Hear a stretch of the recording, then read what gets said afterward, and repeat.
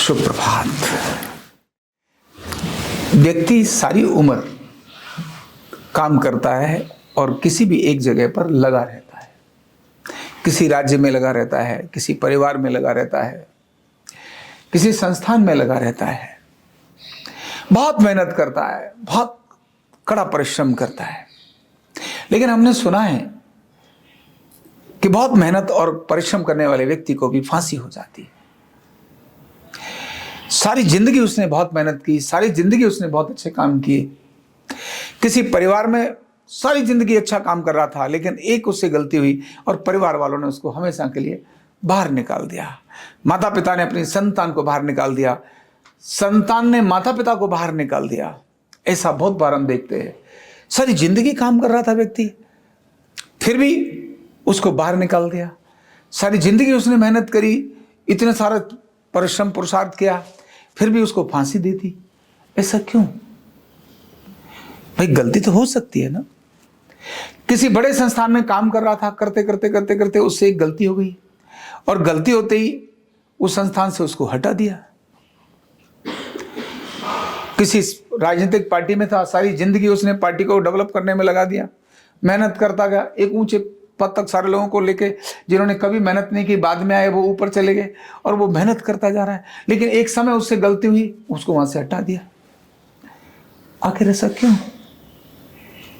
और ऐसा क्यों होता है और ऐसा कब होता है?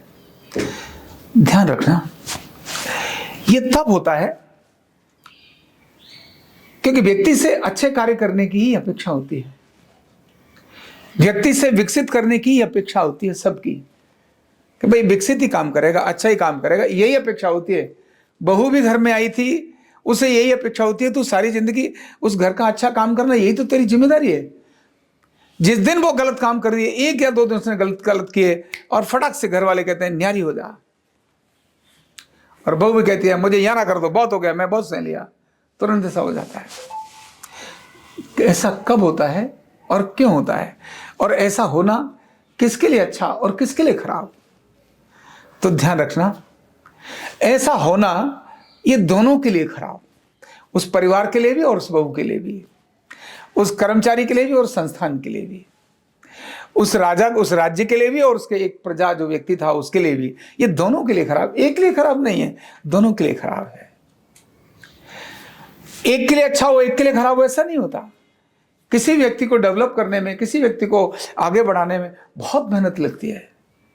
राज्य की इतनी शक्तियां लगती हैं, परिवार की इतनी ताकत लगती है, संस्थान की इतनी ताकत लगती है, इतना कुछ सिखाया जाता है और फिर जाकर उसको विकसित किया जाता है। लेकिन उसकी एक गलती होने पर उस दिन से आउट करना ही अच्छा होता है। नहीं तो उस परिवार को लगता है अगर इसको हमने साथ रखा तो इससे हमारे परिवार को क्षति होगी। उस देश को ऐसा लगता है अब अगर इसको हमने अपने साथ रखा और फांसी नहीं दी तो हमारे देश को क्षति होगी। और वो व्यक्ति कहता है मैंने सारी जिंदगी मेहनत की, वो महिला कहती है मैंने सारी जिंदगी मेहनत की, मैं इस घर के अंदर अपना घर छोड़कर आई और तुमने मुझे घर से बाहर निकाल दिया। ये कौन से तुम्हारे घर की रीति है? ऐसा क्यों होता है? तो उसका एक ही बड़ा कारण है, गलतियां करना ये गलत नहीं है। गलतियां करना ये गलत नहीं है, गलती को न मानना ये गलत है। अगर गलती मान ली, व्यक्ति काम कर रहा है, करते करते उससे गलती हो गई, अनजाने में हो गई या जानकर भी हो गई, और उसने मान ली यस मुझसे गलती हो गई है, और जब मान लेगा तो सुधारेगा, और मानेगा ही नहीं तो सुधरेगा ही नहीं, वो सुधरेगी ही नहीं उससे गलती। और जब उससे सुधरेगी नहीं तो उस परिवार को, उस खानदान को, उस राज्य को, किसी को भी ऐसा लगेगा अब इसने गलतियों पर गलतियां करना शुरू कर दिए, अब ये नहीं बदल सकता। और तब जाकर उसने वहां से वो प्रक्रिया हट जाती है। वो उसकी गति, उसका विकास, उसकी उन्नति जो क्रमबद्ध तरीके से एक लंबी मेहनत के बाद हो रही थी, एक पार्टी में एक अच्छे दायित्व पर आया और आके काम कर रहा है, बहुत अच्छे लोग जानने लगे, लेकिन वो गलती उसने कर दी और उसने कहा नहीं मैंने गलती नहीं की है, और उसने उस गलती को स्वीकारा नहीं। उस दिन से वो पार्टी उसको पार्टी लाइन से हटा देती है, अपनी पार्टी की सदस्यता से भी निकाल देती है कि तुम अब सदस्य नहीं हो, तुमने अनुशासनहीनता की है। अब व्यक्ति ने क्योंकि माना नहीं कि मैंने गलती की है, अगर वह व्यक्ति गलती मान ले और एक्सेप्ट कर ले, स्वीकार कर ले और फिर क्षमा मांग ले, बोले नहीं ये मेरे से गलती हो गई है और मैं स्वीकार करता हूं और आगे से ऐसे नहीं करूंगा, ऐसा करते ही उस व्यक्ति का पद उससे भी और ऊंचा हो जाता है। वैसे वो महिला, वो जो घर में बहू आई, उसने देखा उससे गलती हुई है और उसको लगा मेरे से गलती हो गई है, ये मुझे नहीं करना चाहिए था, और उसने तुरंत कहा नहीं नहीं क्षमा करना माताजी, या क्षमा करना बहन, या क्षमा करना भैया या पिताजी, ये मेरे से गलती हो गई है और मैं आगे से ऐसा नहीं करूंगी और मैं ठीक है क्षमा मांगती हूं। वह बहू, वह लड़की उस घर के अंदर राज्य करना शुरू कर देगी, साम्राज्य बन जाएगी वहां की, क्योंकि उसने अपनी गलती को सुधार कर आगे बढ़ गई। जब व्यक्ति अपनी गलती को स्वीकार कर क्षमा नहीं मांगता तब वो अहम का कारण होता है और वही टकराव होता है और उसके बाद उस व्यक्ति का विकास रुक जाता है। व्यक्ति को अहंकार के कारण वो कहता तो जरूर है कि मर जाऊंगा लेकिन मैं ऐसा नहीं करूंगा। ये जितने आत्महत्या करने वाले लोग खुद को सही तो साबित करते हैं, लेकिन जो उसको देख रहे हैं उसकी मृत्यु के बाद सब लोग कह रहे हैं अरे यार इतना बालक अच्छा था, फांसी लटक गया ना पंखे पर।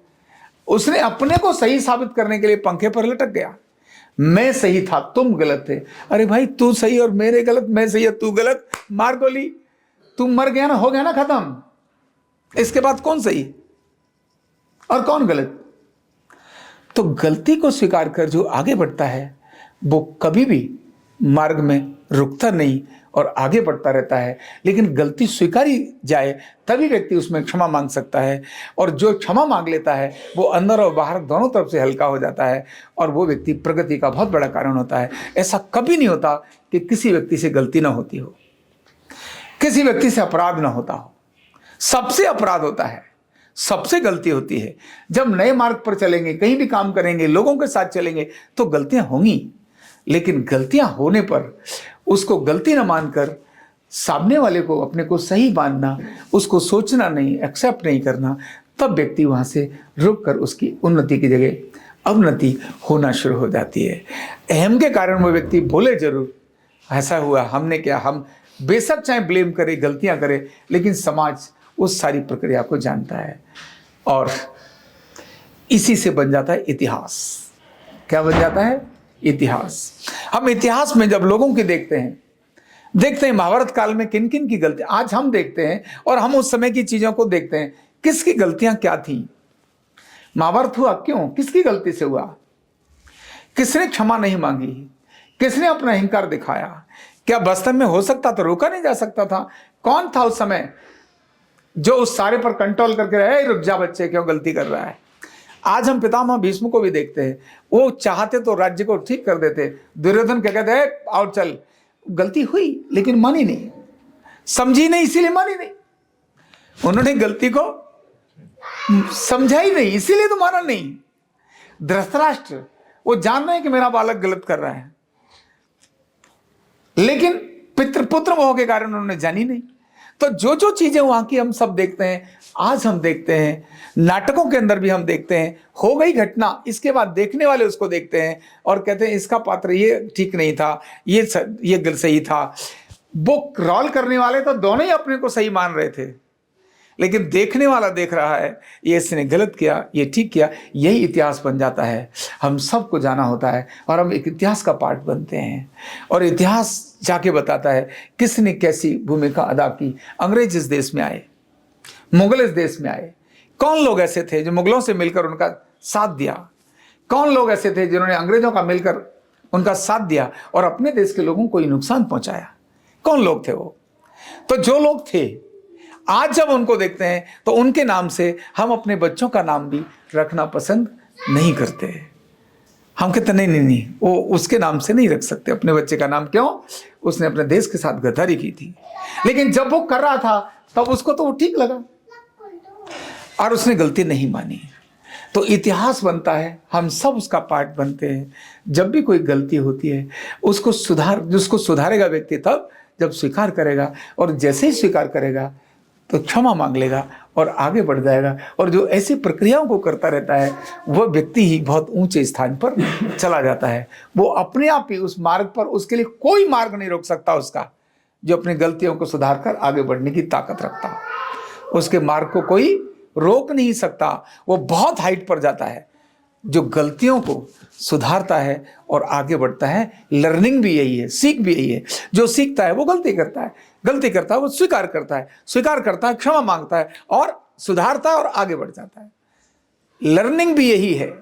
बालक छोटे से पेन पे लिखता है, गलती करता है, अरे बेटा तेरी गलती हुई, हाँ पापा जी ठीक है, ऐसे नहीं ऐसे कर लूंगा, और अगली बार वो वैसा करता है और करते करते करते करते वो एक बड़ा राइटर बन जाता है, कोई बड़ा नेतृत्व करने वाला लीडर बन जाता है। गलती तो जिंदगी में उसने भी की थी। तो गलती सब करते हैं, उनको स्वीकारना, आवश्यकता होने पर क्षमा मांगना और आगे बढ़ना, यही एक प्रगति का बहुत बड़ा कारण बनती है। बहुत बहुत धन्यवाद। न्यूरोथेरेपी का कंप्लीट कोर्स सीखने के लिए जुड़िए हमारे ऑनलाइन ट्रेनिंग प्रोग्राम से और जानिए करीब 100 बीमारियों का इलाज बिना दवा और बिना मशीन के। इस न्यूरोथेरेपी ऑनलाइन ट्रेनिंग प्रोग्राम से आप घर बैठे बन सकते हैं गवर्नमेंट सर्टिफाइड न्यूरोथेरेपिस्ट। रजिस्ट्रेशन के लिए नीचे दिए गए नंबर पर अभी कॉल करें और हाँ, हमारे वीडियो को लाइक करना, शेयर करना और चैनल को सब्सक्राइब करना बिल्कुल भी ना भूलें। धन्यवाद।